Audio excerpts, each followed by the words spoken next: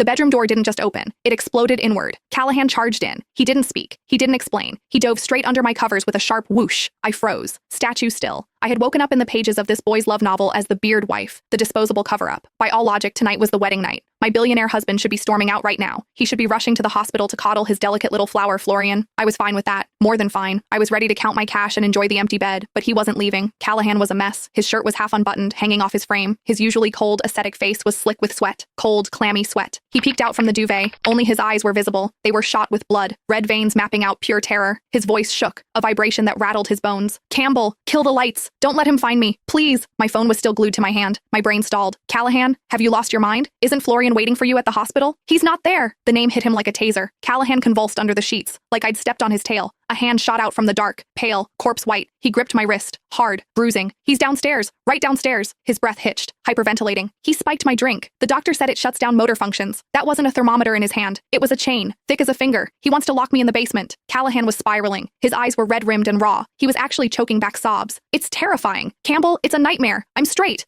I have an empire to inherit. Am I supposed to play the tragic heroine in a romance with another man? Boom. The plot summary in my head crumbled to dust. I looked at the man shivering in my bed. This wasn't a scumbag husband scamming me into a marriage to hide his sexuality. This was a straight man trapped in a boy's love novel. A tragedy. No wonder he always looked so gloomy in the book. He was traumatized. He was being hunted by these wolves. Then it happened. Footsteps in the hallway. Click, click, click. Light, slow, deliberate. In the dead silence of the villa, they sounded like hammers hitting a skull. Callahan stopped breathing. He lunged. He latched onto me like a terrified octopus. He buried his face in my chest. His body went rigid, a steel plate pressing against me. His teeth chattered, a rhythmic, uncontrollable clicking. He's here. The psycho is here. The footsteps stopped right outside. Then came the sound. Nails, scratching against the wood. Scritch, scritch. The sound of manicured nails dragging down expensive mahogany. It made my scalp prickle. Goosebumps erupted over my skin. Callahan? Florian's voice drifted through the wood. Gone was the innocent tone from the book. This was sticky, wet, dripping with a horrifying excitement. I know you're in there. Why are you running? The doctor said your condition is unstable. If you don't take your shot, it's going to hurt. Open the door. Let me help you, okay? I'll be very, very gentle. The voice wasn't human. It was the sound of a horror movie slasher toying with a trapped animal. Callahan shook harder. The vibrations rattled the bed frame. He gripped my pajamas, staring at me with sheer despair. Tears were actually swimming in his eyes. Campbell, save me. I'm not going out there. I'd rather die. If I get defiled, I'll be damaged goods. The family elders will use it as an excuse to strip my inheritance rights. I don't want to get lost in the garden. I want to be a father. Priorities. The man was about to be kidnapped, and he was worried about his stock portfolio and his bloodline. Ruthless. But then the math hit me. If Callahan got dragged away by Florian tonight, the plot would veer straight into the indefinite captivity arc, the dungeon scenes. And me, the beard wife, I wouldn't get a dime. I'd be swept out the door. According to the script, I'd die destitute on the street. Hell no. Callahan's bodily autonomy was my long-term meal ticket. I was not letting that pervert cash in my check. Click. The lock tumbled. Our foolproof deadbolt meant nothing to Florian. He had a spare key. The heavy solid wood coat rack we jammed against the door